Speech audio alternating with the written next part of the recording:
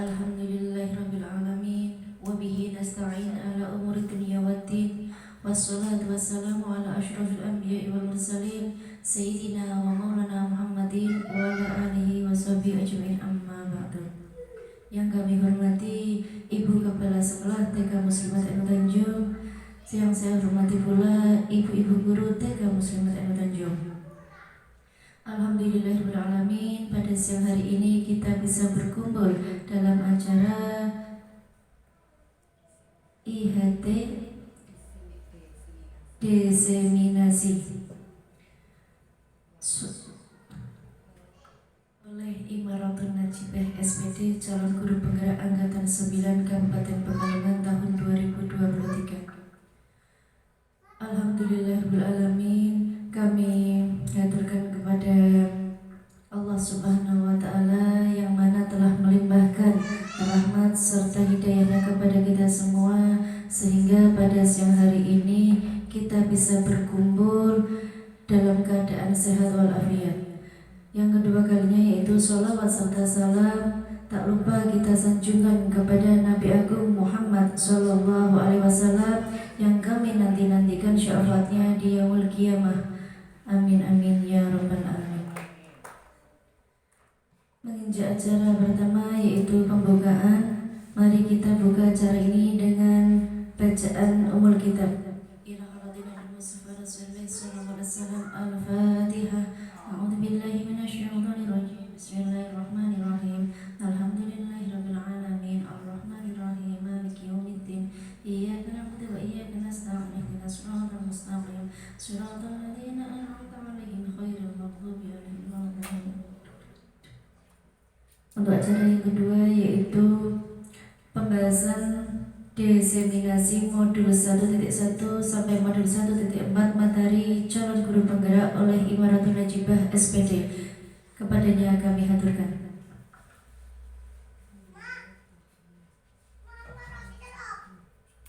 Disampaikan terima kasih kepada Ibu Septianingsih yang telah memberikan waktu buat saya. Assalamualaikum warahmatullahi wabarakatuh. Alhamdulillah wassalatu wassalamu ala rasulillah la haula wala quwata illa billah. Amma ba'du. Yang terhormat Ibu Kepala TK Muslimat NU Tanjung, Ibu Zakia SPD. Yang kami hormati segenap guru TK Muslimat NU Tanjung. Alhamdulillah, yang pertama-tama marilah kita mengucapkan rasa syukur kehadirat Allah Subhanahu wa Ta'ala, yang mana pada kesempatan siang hari ini kita bisa berkumpul bertatap muka dalam rangka penyampaian atau diseminasi modul calon guru penggerak modul 1.4 oleh saya sendiri Imaratul Najibah. Sebelumnya kami mengucapkan terima kasih kepada ibu-ibu semua yang telah meluangkan waktunya untuk bersama-sama belajar, bersama-sama mengkaji materi modul 1.4.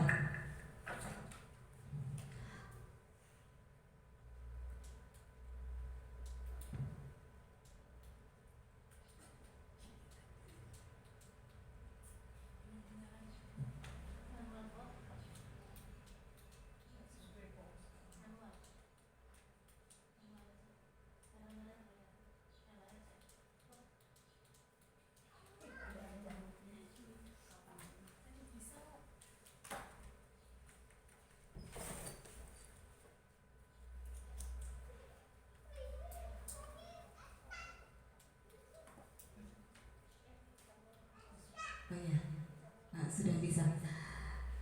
Untuk tujuan diseminasi ini yaitu kita semua peserta yang ada di sini mampu saling bertukar informasi yang akhirnya kita bisa menciptakan inovasi pembelajaran dan juga bisa memahami dari budaya positif.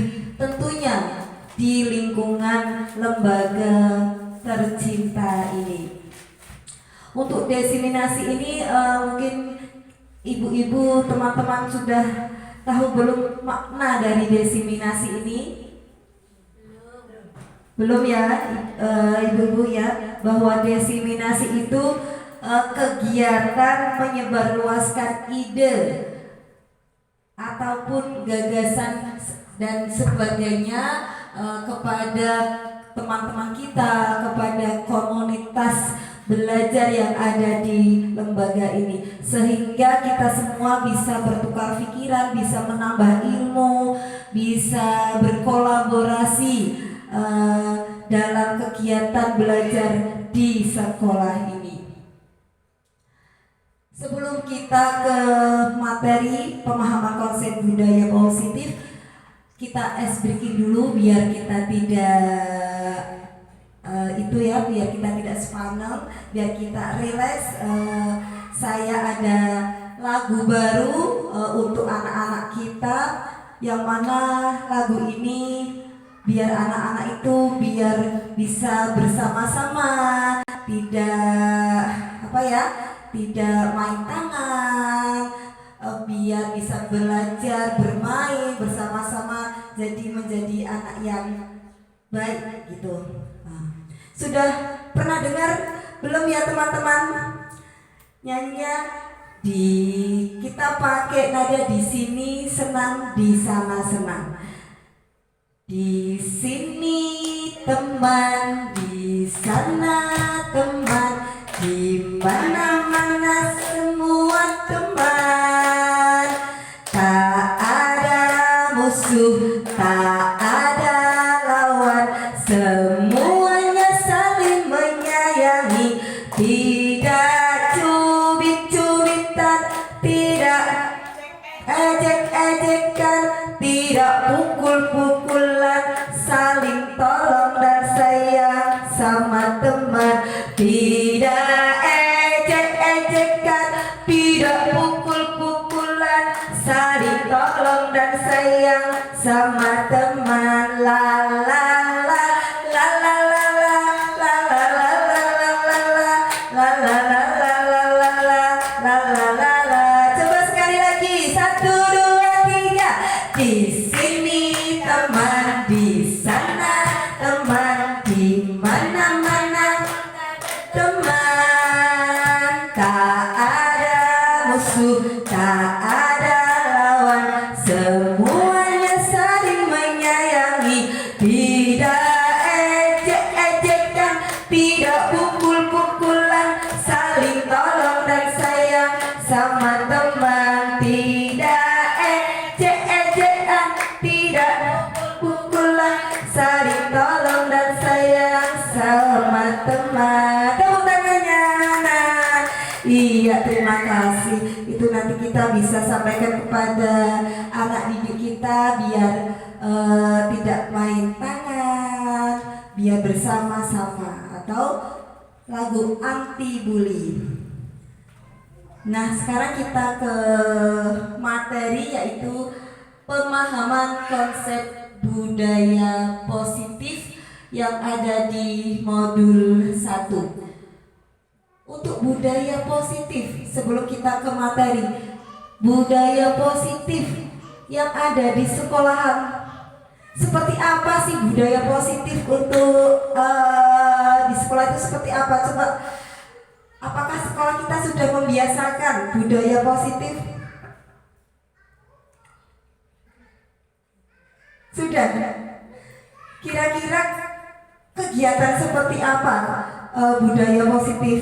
Seperti setiap hari kita S5, senyum, ramah, salim, sapa setiap hari, itu juga termasuk budaya positif. Selain itu, kita apa lagi untuk budaya positif yang ada di sekolah kita? Membiasakan apa? Cuci tangan. Iya, betul sekali. Membiasakan cuci tangan setiap hari itu juga termasuk budaya positif yang sudah biasa kita lakukan, yang sudah biasa kita anak-anak lakukan setiap harinya. tanpa disuruh, karena sudah mereka itu sudah tahu aturan setiap saat untuk cuci tangan sebelum kegiatan makan tanpa kita beritahu. Itulah macam-macam budaya positif yang sudah kita lakukan di sekolah kita. Untuk pemahaman konsep budaya positif ini ada perubahan paradigma belajar, yang kedua disiplin positif, yang ketiga nilai-nilai kebajikan, yang keempat kebutuhan dasar manusia, yang kelima motivasi perilaku manusia, yang keenam posisi kontrol guru, yang keenam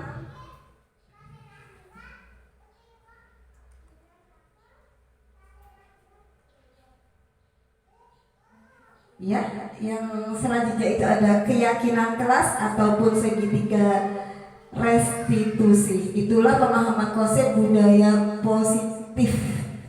Next, sekarang perubahan paradigma belajar. Pembelajaran dengan paradigma baru merupakan pembelajaran yang dirancang berdasarkan prinsip pembelajaran berdiferensiasi, sehingga para peserta didik belajar sesuai kebutuhan, sesuai perkembangan, sesuai teori psikologi modern untuk mewujudkan profil pelajar Pancasila. Untuk mewujudkan profil pelajar Pancasila yaitu bernalar kritis, apalagi Bu? Mandiri, kreatif, bernalar kritis. Nah, itulah bisa mewujudkan generasi sesuai profil pelajar Pancasila. Selanjutnya, miskonsepsi tentang teori kontrol. Nah, ini ada gambar ya, ilusi guru mengontrol murid. Nah, kita ini sebagai guru, sebagai pengontrol murid. Kemudian ada ilusi bahwa semua penguatan positif, efektif, dan bermanfaat. Kemudian ilusi bahwa kritik dan pembuat rasa bersalah mampu menguatkan karakter peserta didik kita. Dan juga ada ilusi bahwa orang dewasa itu berhak memaksa anak didik kita. Itu miskonsepsi tentang teori kontrol. Nah, sekarang kita bisa mengubahnya paradigma stimulus respon pendekatan teori kontrol. Nah, di sini ada stimulus respon tentang dunia dan teori kontrol tentang dunia. Yang pertama, realitas kebutuhan kita itu sama. Untuk yang teori kontrol, realitas kebutuhan kita itu berbeda. Kemudian yang stimulus, semua orang melihat hal-hal itu semuanya yang sama. Setiap orang memiliki gambaran yang berbeda. Kemudian kita mencoba mengubah orang-orang agar berpandangan sama dengan kita. Yang teori kontrolnya, kita berusaha memahami pandangan orang lain tentang dunia. Perilaku buruk dilihat sebagai suatu kesalahan. Yang teori kontrolnya, semua perilaku mempunyai tujuan. Nah, sekarang disiplin positif. Apa sih makna disiplin? Wah, kita itu sebagai pendidik, perlukah kita mendisiplinkan siswa, teman-teman? Perlu. Nah, sebelum kita mendisiplinkan anak-anak, sebaiknya kita sebagai guru harus bisa mendisiplinkan diri kita sendiri. Dari mulai diri kita niati bisa mendisiplinkan diri sendiri sebelum kita bisa mendisiplinkan anak didik. Karena kita sebagai guru itu seperti artis, kita bisa ditonton. Kita berangkatnya pagi, anak-anak pagi. Kita berangkatnya siang, anak-anak siang. Kita memakai sepatu, anak-anak memakai sepatu. Wah, itu anak-anak itu pasti menonton kita.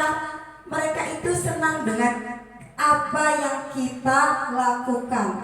Nah, berarti kita itu harus mengontrol diri kita sebagai guru.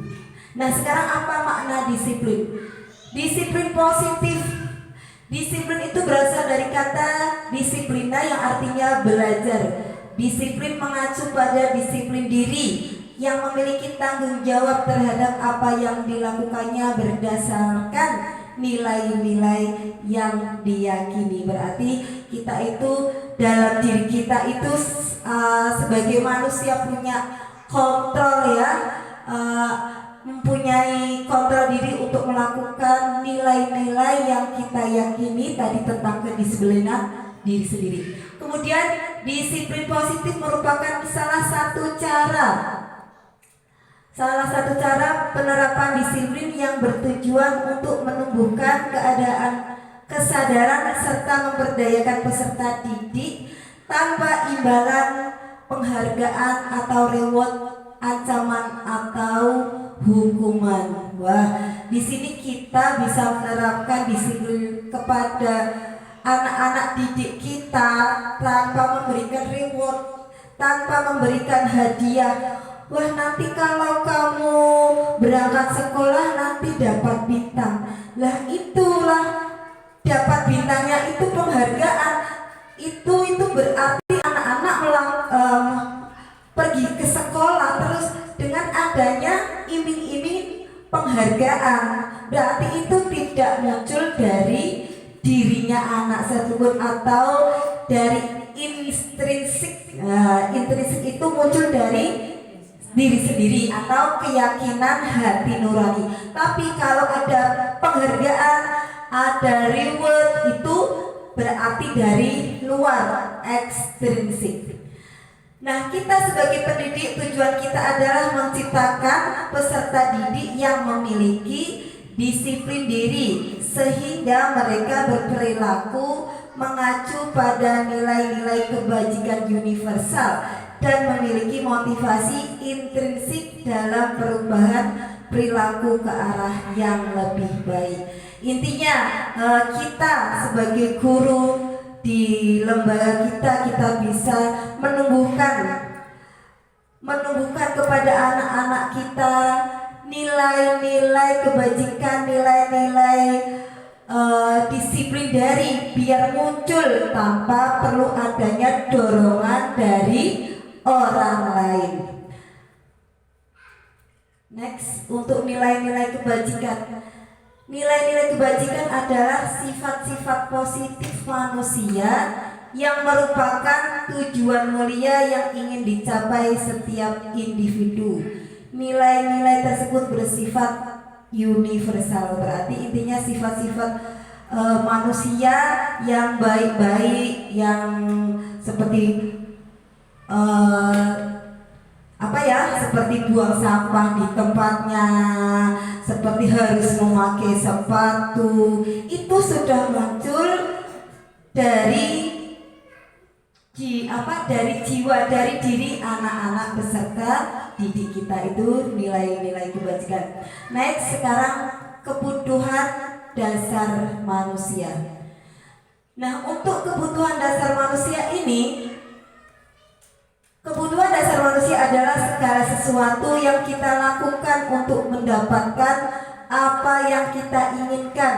Seluruh tindakan yang kita lakukan memiliki tujuan tertentu, dan semua usaha terbaik yang kita lakukan adalah dalam rangka agar kebutuhan dasar kita terpenuhi dengan baik. Berarti intinya segala sesuatu yang kita lakukan untuk mendapatkan yang kita inginkan, karena kita manusia kan ingin mendapatkan sesuatu yang terbaik ya ibu-ibu ya. Ya, berarti kan intinya ingin memunculkan dasar diri manusia itu yang terbaik di mata orang lain, bisa terlihat baik, bisa terlihat bagus. Itu kebutuhan dasar manusia. Pasti kita tidak ingin dilihat manusia, wah hatinya kok nggak baik kan pasti tidak seperti itu Bu ya. Dorongan hati kita itu pasti pingin yang terbaik menurut Bukut ya, yang terbaik. Next, kemudian ada 5 kebutuhan dasar manusia.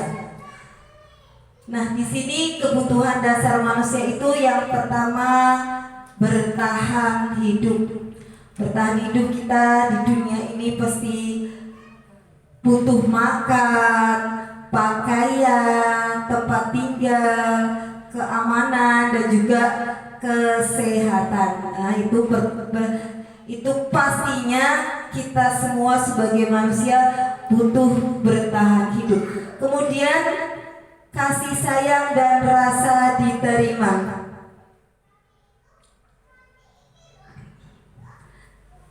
Kasih sayang dan rasa diterima. Rasa diterima ini rasa diterima di masyarakat, rasa diterima di rumah, rasa diterima di yang sudah mempunyai orang tua Bu ya. Berarti rasa disayangi oleh oleh orang tua kita nanti yang sudah nih Bu Fifty nih yang belum ada ibu mertua, nanti juga butuh rasa diterima di keluarga barunya dan juga butuh dipedulikan, berbagi, kerjasama, menjadi bagian dalam bentuk kelompok. Seperti kita di sini guru-guru ya juga membutuhkan kerjasama, saling sayang antara ibu guru semua di kelas A, kelas B, kelas B1, B2 juga saling kerjasama. Kemudian kebutuhan dasar manusia yang selanjutnya yaitu penguasaan. Penguasaan di sini harga diri, keinginan untuk dianggap, memimpin, berprestasi, diakui dan juga didengar. Wah, manusia itu ingin jadi pemimpin, ada yang ingin jadi lurah, ada yang ingin jadi apalagi Bu ya?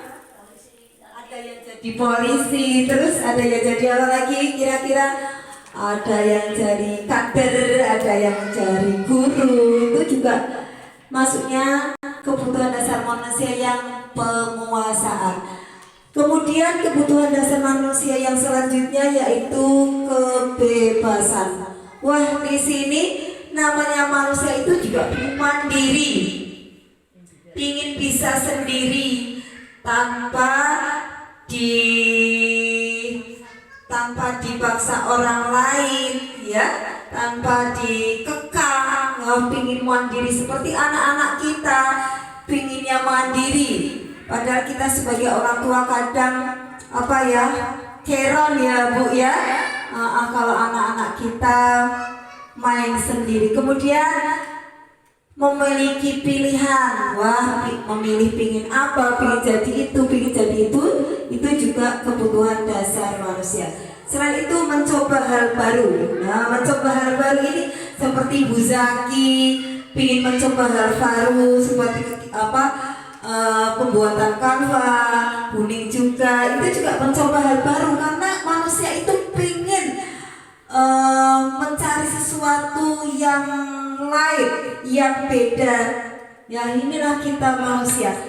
Selanjutnya bisa mengendalikan arah dirinya, bisa mengendalikan, kalau aku seperti ini, sepertinya kok kurang pantas saya sebagai guru. Saya sebagai Bu RT, saya juga kurang pantas kalau seperti ini.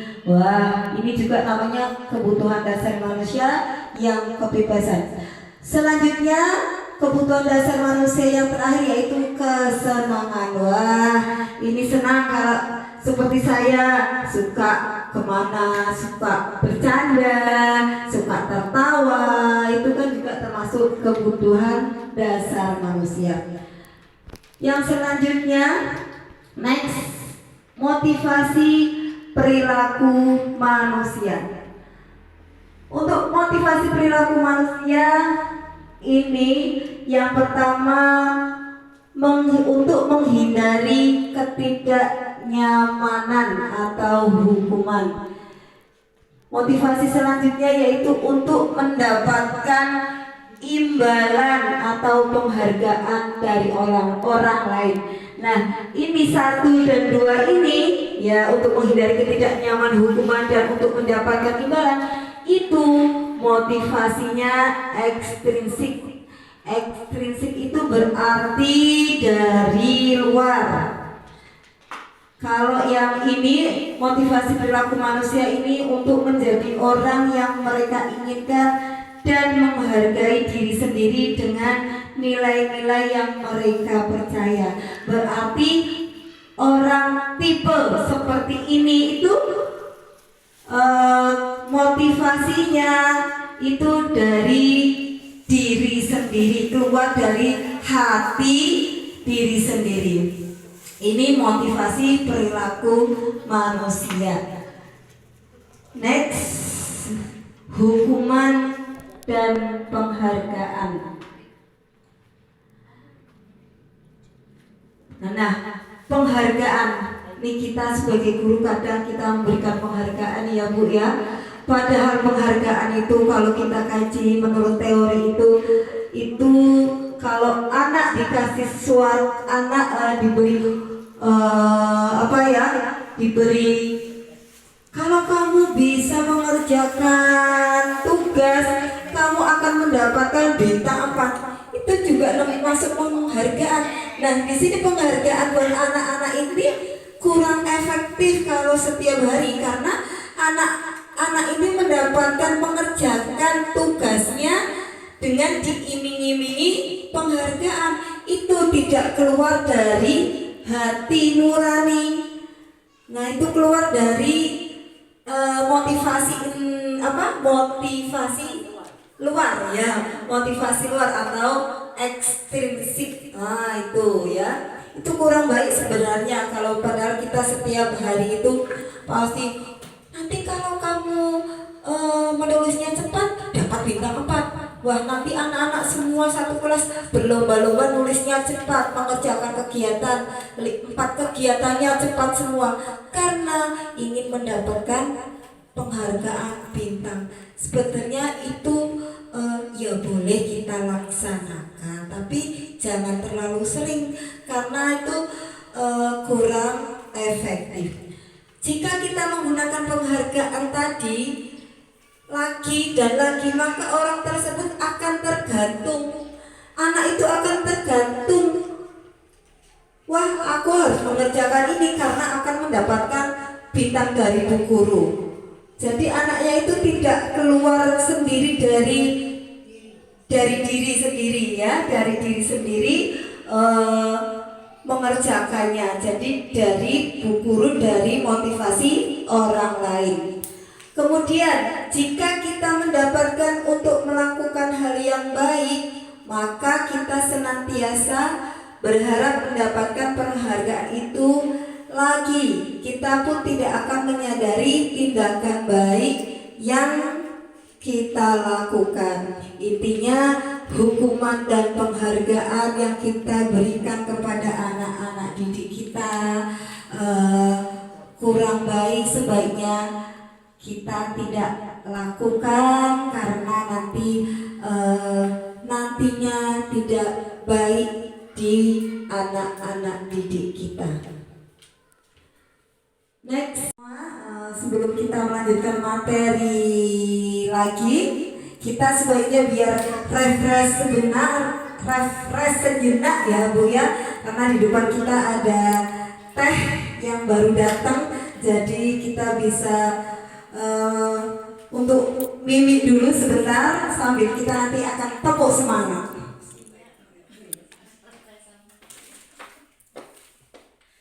Seger sekali tehnya.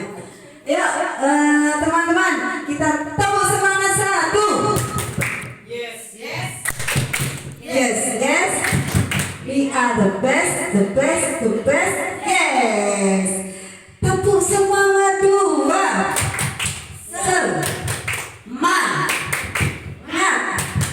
Semangat. Wah, dang dang dang, ding ding ding, dung dung dung. Se, aha aha, ma, aha aha, nga, aha aha, semangat. Wah, terima kasih. Tepuk tangannya. Iya, maklum ya teman-teman, karena waktunya sudah siang, jadi kita harus melakukan ice breaking. Seperti kita dengan anak-anak juga, kita setiap hari harus menggunakan ice breaking. Kita bisa berdiri semua setiap hari untuk melakukan ice breaking. Kita bisa mengamati, mencontoh di browsing biar pembelajaran kita bisa lebih semangat, pembelajaran kita lebih bervariasi, dan anak-anak didik kita akan senang sekali ketika dalam melaksanakan kegiatan belajar di TK Muslimat NU Tanjung. Selanjutnya kita melanjutkan materi lagi ya teman-teman, karena kita sudah semangat. 5 posisi kontrol restitusi. Nah, di sini peran kita sebagai guru yang pertama menjadi penghukum. Seperti apa sih kita sebagai guru bisa menjadi penghukum? Yang kedua, bisa menjadi pembuat rasa bersalah. Yang ketiga, menjadi teman. Yang keempat, menjadi pemantau, dan yang kelima menjadi manajer. Nah, di sini semua kita pernah merasakan sebagai guru kepada anak-anak kita pernah melaksanakan 5 posisi kontrol restitusi. Untuk yang pertama, penghukum. Nah, di sini guru berbuat seperti menghardik, menunjuk-nunjuk, menyakiti, menyindir. Contohnya gini, guru berkata, kalau kamu tidak melakukannya, kalau kamu tidak menulis, saya akan tidak memberi jajan. Contohnya kayak gitu Bu ya. Kalau kamu tidak mengerjakan pembelajaran, tidak main di kegiatan main balok misalnya, saya nggak suka. Biasanya anak-anak perempuan kan kurang antusias ya Bu ya kalau bermain balok. Tapi kalau anak laki-laki kan sangat senang sekali untuk bermain balok. Nah, di sini kita sebagai guru, kalau kamu tidak melakukan kegiatan, kamu nanti tidak boleh makan jajan. Nah, itu kita sebagai penghukum. Nanti hasilnya anak-anak itu memberontak, pendendam, menyalahkan orang lain. Jadi pernahkah kita menjadi penghukum? Wah, dampaknya pada murid itu nantinya akan mengulangi kesalahannya lagi dan perilaku menjadi agresif ya. Ya, kadang-kadang kita itu ada anak yang yang aktif Bu ya. Kadang kita sudah nasihati, tapi kok ada yang tetap seperti itu. Nanti PR kita agar kita bisa menjadi guru yang seperti apa, yang tentunya yang baik tanpa menyakiti peserta didik. Yang kedua, yang satu penghukum, yang kedua kita sebagai pembuat rasa bersalah. Contohnya, guru berceramah, menunjukkan kekecewaan yang mendalam. Kita menceramai anak didik kita yang melakukan kesalahan tadi. Kamu sudah mengecewakan ibu, kamu disuruh di ruang kelas, tapi kok kamu main di ruang bermain. Ibu kurang suka seperti itu. Hasilnya nanti anak-anak menyangka, tidak Bu, saya tidak main di sana, saya sebentar tok. Nah, pasti seperti itu karena kita menjadi pembuat rasa bersalah. Nah, anak-anaknya dampaknya ini rendah diri, merasa gagal dan tidak dihargai. Kemudian yang ketiga, kita sebagai teman. Nah, di sini kita posisi kita menjadi teman itu contohnya guru membuat alasan untuk murid-muridnya. Seperti contohnya, ayo ketika anak-anak sedang bermain di tempat bermain tapi tidak membereskan teman-teman. Itu kan berarti anak-anak tidak mengikuti aturan di sekolah ya, melakukan kesalahan. Jadi ayo nanti ibu bereskan. Wah, ini berarti anak-anak sudah melakukan kesalahan, tapi ibu ini posisi kontrolnya menjadi teman. Wah, dampak pada murid ini nantinya murid ini akan tergantung, tidak mandiri. Wah, ada bu guru beok, biar dibantu bu guru. Nah, seperti itu. Jadi kita kalau sebagai teman nanti anaknya tidak atau kurang mandiri. Next, yang keempat, pemantau. Contohnya, guru berbuat menghitung dan mengukur. Apa sih peraturannya? Apa sih konsekuensinya kalau kamu tidak mengerjakan, tidak membuang sampah sembarangan? Nah, gini kan apa yang terjadi. Nah, itu kita sebagai guru, sebagai pemantau. Nah, nanti dampaknya murid itu menitik beratkan pada dampak sendiri. Jadi ini kita sebagai pemantau. Yang terakhir, kita sebagai manajer. Di sini guru berbuat mengajukan pertanyaan-pertanyaan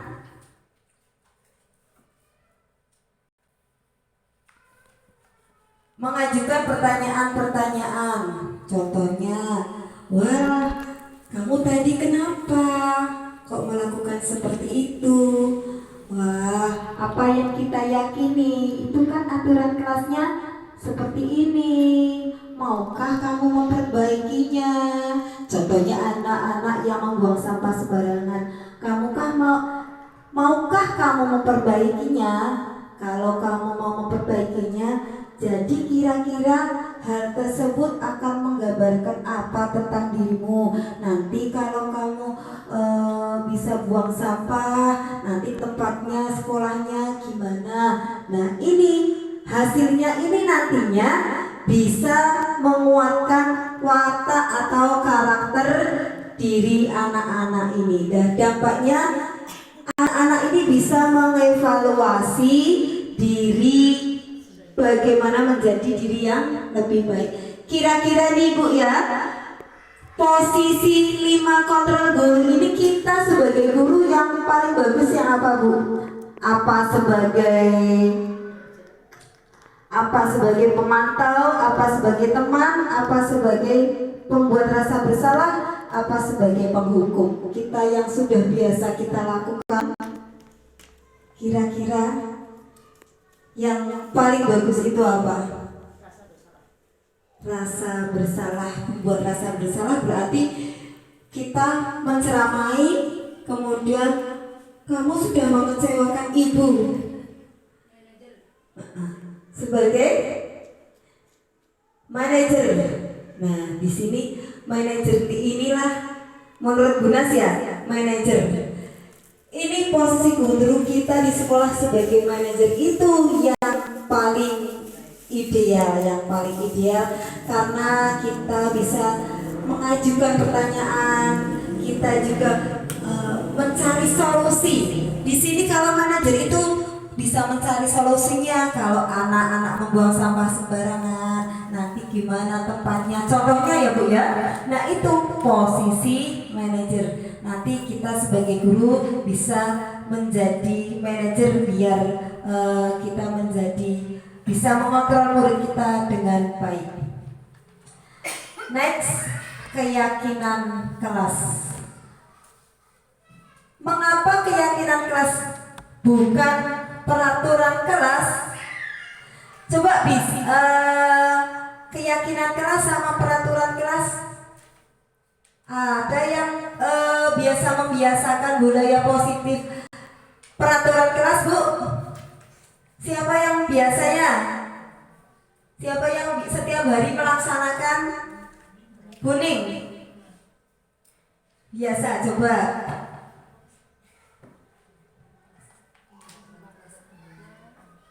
Saya membiasakan itu Bu, peraturan kelas sebelum pembelajaran dimulai.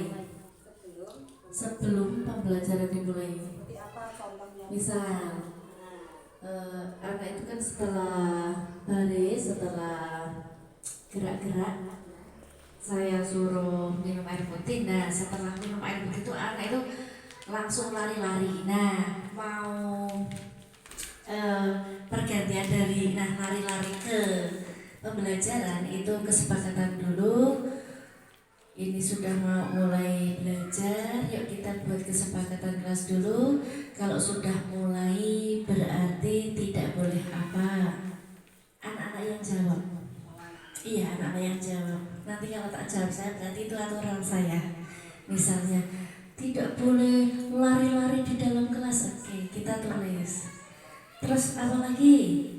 Tidak boleh dongeng keras-keras. Misal seperti itu. Dan ada lagi yang lain, minimal 3 lah, 3 gitu. Dan jadi nanti supaya kondusif, itu trik dari kami.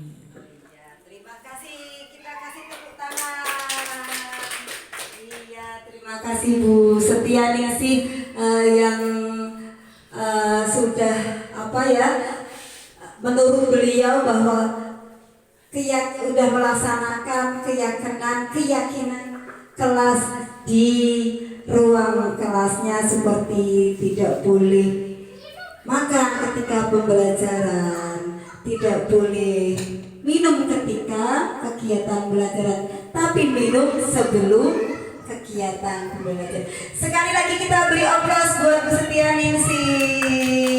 Iya, biar kita tidak ngantuk ya, karena waktunya siang juga. Nah, keyakinan kelas, mengapa keyakinan kelas dan mengapa bukan peraturan kelas? Karena keyakinan kelas itu dibentuk berupa pertanyaan universal, dibuat dengan pertanyaan positif seperti tidak makan, tidak minum, ya, pertanyaan positif. Terus juga pertanyaannya sedikit saja agar anak-anak kita itu mudah dalam mengingatnya dan juga sesuai dengan kondisi kelas dan sekolah sehingga mudah diterkam. Kemudian pada saat keyakinan kelas dibuat itu anak-anak dilibatkan semua dalam pembuatan keyakinan kelas. Jadi anak-anak ada kesepakatan bersama. Kalau peraturan sekolah itu kan yang membuat kita, Bu, ya, sekolahnya, guru-gurunya. Jadi anak-anak tidak dilibatkan. Itu keyakinan kelas, berarti kita bisa lakukan keyakinan kelas kita setiap hari sebelum kita ada kegiatan pembelajaran. Next, kemudian ada segitiga restitusi.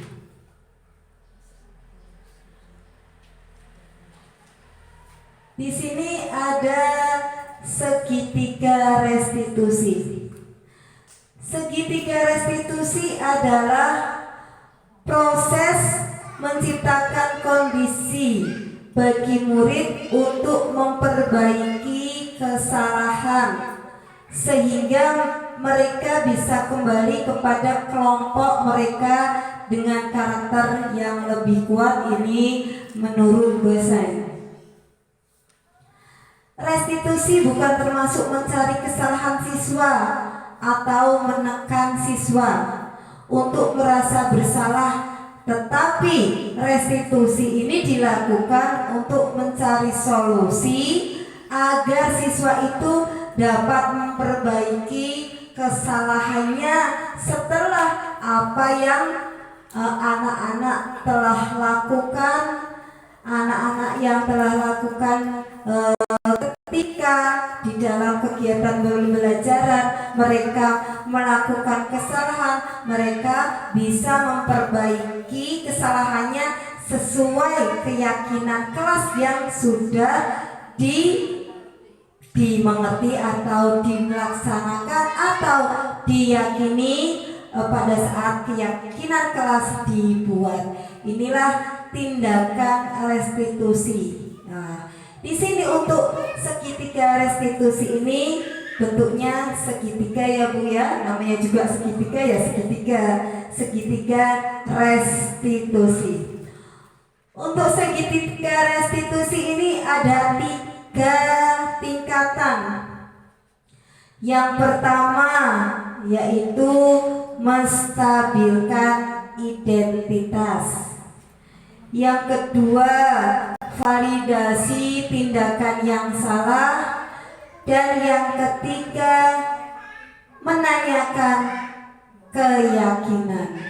Nah, ini namanya segitiga restitusi. Seperti apakah? Menstabilkan identitas, validasi tindakan yang salah, dan menanyakan keyakinan. Nah, biasanya kita di sekolah pasti ibu-ibu ini sudah biasa ada anak-anak yang pastinya setiap hari ada anak-anak yang melakukan kesalahan. Nah, kita sebagai guru harus menanganinya dengan bijak, menanganinya dengan kegiatan segitiga restitusi ini. Contohnya, kalau ada anak-anak melakukan kesalahan, kamu jangan nakal, langsung ngandani, langsung di situ juga ada anak-anak di situ banyak. Jadi anak-anaknya itu kalau dibilang ini seperti itu kan anak-anaknya akan membekas ya Bu ya. Kamu jangan nakal. Dia itu dipermalukan sama teman-temannya. Nah, kita sebagai pendidik mulai sekarang kita harus bersikap bijak dalam menyikapi anak-anak ketika melakukan kesalahan dengan segitiga restitusi. Biar anak-anak itu bisa mencari permasalahannya, bisa menjadi pribadi, mempunyai pribadi dan karakter yang baik. Dan kita juga sebagai guru tidak mempermalukan anak-anak, tidak menjustis, wah kamu nakal, ini anak-anak akan terbawa sampai besok, kamu nakal. Anak nakal ini teman-temannya tahu, dibilang nakal itu tidak boleh kita laksanakan. Jadi kita harus menggunakan atau melakukan segitiga restitusi ini. Seperti apakah segitiga restitusi ini? Yang pertama yaitu menstabilkan identitas. Untuk menstabilkan identitas berdasarkan prinsip membuat kesalahan adalah bagian dari proses pembelajaran. Nah, untuk seperti apa kata-katanya dalam stabilkan identitas ini, ada contohnya ini Bu. Ketika anak-anak ada yang melakukan kesalahan, contohnya membuang sampah sembarangan. Nah, ini anak-anaknya jangan ditegur langsung, tapi anak-anaknya kita dudukkan. Kamu tadi buang sampah sembarangan ya? Iya Bu, pasti jawab seperti itu ya. Nah, di sini, wah, berbuat salah itu membuat membuang sampah sembarangan itu apakah boleh? Ya tidak boleh Bu. Kenapa kamu membuang sampah? Karena tidak ada tempat sampahnya. Nah, kan ada. Pasti anak itu kan menjawab, karena tidak ada tempat sampahnya. Oh, seperti itu ya. Iya ya. Ibu Ima juga kalau nggak ada tempat sampahnya dan buru-buru, pasti Bu Ima kadang melakukan seperti itu. Kadang Bu Ima taruh di pojokan. Nah, karena nggak ada tempat sampahnya, tukang penjaga yang membantu sekolahan lupa tidak menaruh sampah di depan kelas kita. Ibu juga pernah melakukan hal itu. Nah, di sini ibu tidak mau mencari siapa yang salah, tapi ibu ingin mencari solusi dari kalau buang sampah tidak ada tempat sampahnya itu harus bagaimana, kamu harus seperti apa, kamu harus mencari tempat sampah. Kan tempat sampah banyak di, iya ya Bu ya, besok lagi nanti saya akan mencari tempat sampahnya. Nah, itu namanya menstabilkan identitas. Nah, next yang kedua yaitu validasi tindakan yang salah. Berdasarkan prinsip setiap perilaku berupaya memenuhi suatu kebutuhan tertentu. Contohnya, tadi kamu pasti punya alasan mengapa melakukan hal itu, mengapa buang sampah sembarangan, atau pas kalau anak-anak kecil kan biasanya pukul-pukulan ya Bu ya. Di sini kenapa kamu kok mukul Rashid? Karena Rian duluan. Nah, seperti itu pasti kan punya alasan karena duluan. Nah, karena pecinya dilempar, jadi sayanya melempar juga. Nah, itu seperti itu. Nah, kamu di sini kamu melindungi diri dengan apa ya, menutupi kepala biar tidak kena, tapi kamu tetap melempar topinya gitu ya. Nah, ditanyain Bu seperti apa biar tahu tindakannya salah apa tidak. Wah, kamu melakukannya karena mempertahankan sesuatu yang penting, karena biar tidak kena kepala, akhirnya kepalanya ditutupi, tapi kamu balas lagi. Nah, seperti itu. Ini validasi tindakan yang salah. Next, di sini menanyakan keyakinan. Berdasarkan prinsip teori kontrol bahwa pada dasarnya kita termotivasi secara intrinsik. Nah, kita termotivasi dari diri kita sendiri. Untuk menanyakan keyakinan ini, apa sih keyakinan kelas kita? Boleh nggak buang sampah sembarangan? Itu yang contoh buang sampah. Terus boleh nggak kalau kegiatan pembelajaran boleh pukul-pukulan, boleh bully teman? Kan ini sudah ada keyakinan kelas kita. Jadi menanyakan keyakinan. Wah, guru harus di sini harus bisa menanyakan keyakinan kelas yang ada di sekolah, biar anak-anak itu biar tahu keyakinan yang harus diikuti, yang harus dilaksanakan. Kamu ingin menjadi orang yang seperti apa? Kalau bisa buang sampah sembarangan, kalau kamu nantinya kalau tidak buang sampah sembarangan, nantinya sekolahnya gimana? Seperti itu ya. sekolahnya bagus, sekolahnya rapi, sekolahnya tidak ada kotoran.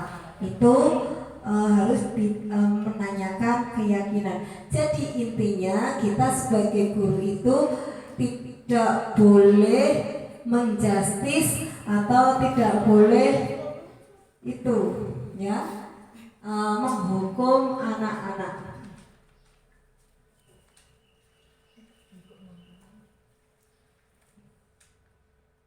Next.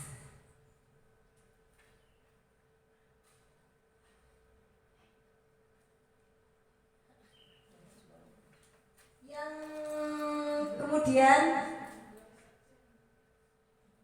matur nuwun. Nah, di sini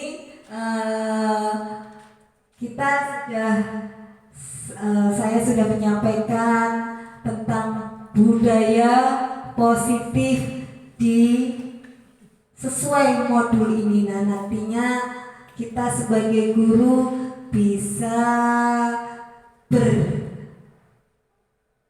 berarti menjalankan tugas kita menjadi posisi kontrol guru yang bagus, menjadi pendidik yang sesuai sehingga anak-anak kita tidak merasa dirugikan. Juga kita nantinya lembaga kita tercinta ini bisa membudayakan budaya positif, membiasakan kedisiplinannya lagi. Nah, budaya positif lagi sesuai tentunya teori modul ini. Alhamdulillah sudah ini. Apakah ada pertanyaan atau nantinya seperti apa? Monggo.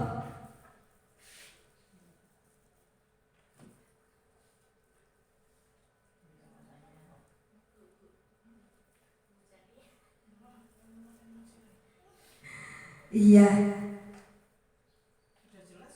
Sudah jelas, sudah jelas sekali. Semoga materi ini untuk budaya positif ini bisa kita terapkan di lembaga kita tercinta ini, tentunya menjadi lebih baik lagi di sekolah kita TK Muslimat NU Tanjung. Dan saya sebelum minta maaf, saya mohon doanya semoga saya bisa tetap melanjutkan diklat guru penggerak ini agar tetap sehat dan semangat. Amin amin ya robbal alamin. Nanti yang selanjutnya kedepannya biar kita sebagai guru juga intinya kita bisa mulai dari diri kita, mendisiplinkan diri kita menjadi guru, menjadi tauladan panutan bagi anak didik kita. Dari kami mohon maaf yang sebesar-besarnya apabila di dalam memberikan ataupun menyampaikan modul 1.4 ini, modul budaya positif ini terdapat kekeliruan ataupun kesalahan. Dari kami mohon maaf yang sebesar-besarnya. Wassalamualaikum warahmatullahi wabarakatuh. Untuk selanjutnya kami serahkan kepada Bu Setianingsih.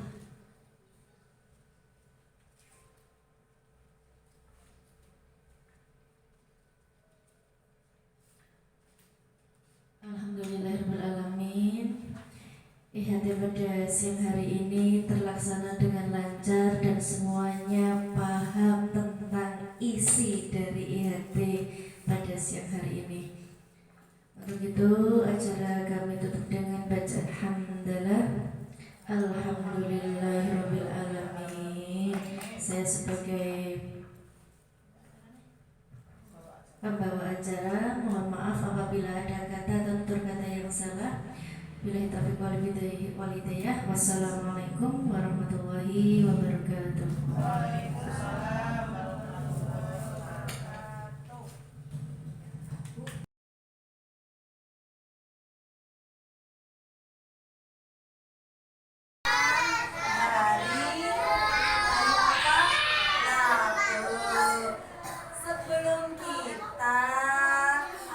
kegiatan bermain dan belajar. Mbak Gina lihatnya ke Bima. Kita buat aturan kelas, kita buat keyakinan kelas dulu ya. Iya. Wah, coba sebelum buat aturan kelas, kita tepuk semangat dulu. Tepuk semangat 1. Yes, yes.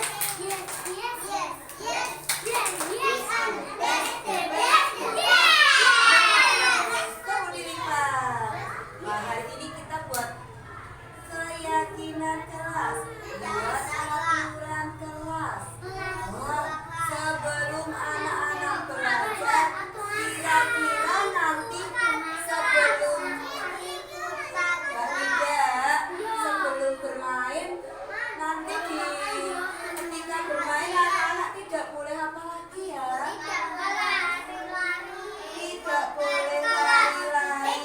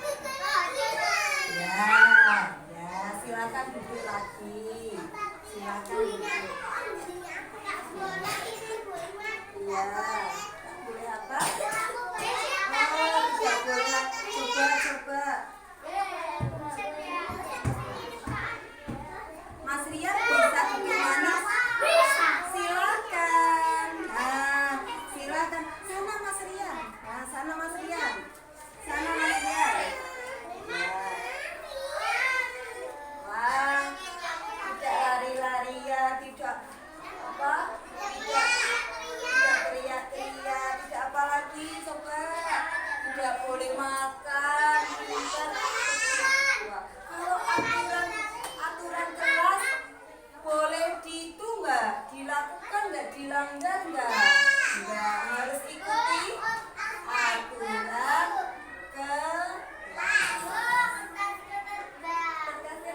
Nanti apa ya, kertasnya ditempel di sini.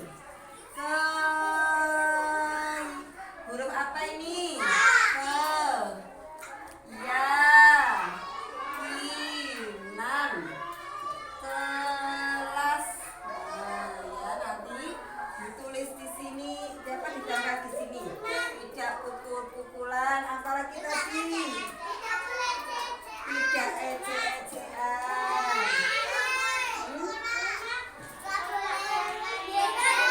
Tidak boleh sembarangan sampah.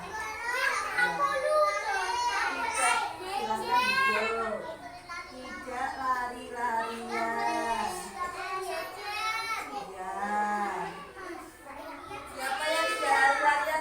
Mas Akbar, silakan kertasnya ditaruh di sini, ditempel.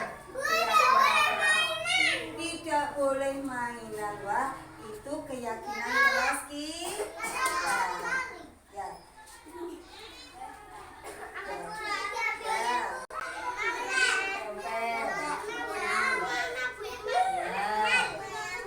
Yang sudah silakan duduk kembali.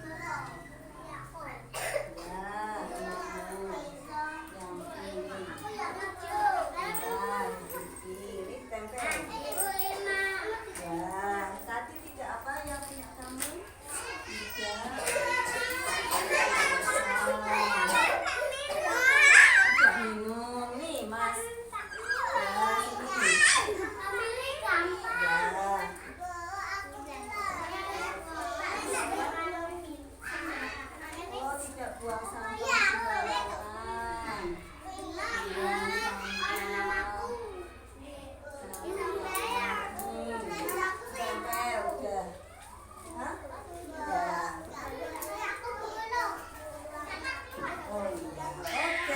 sekarang silakan duduk manis. 1, 2, 3.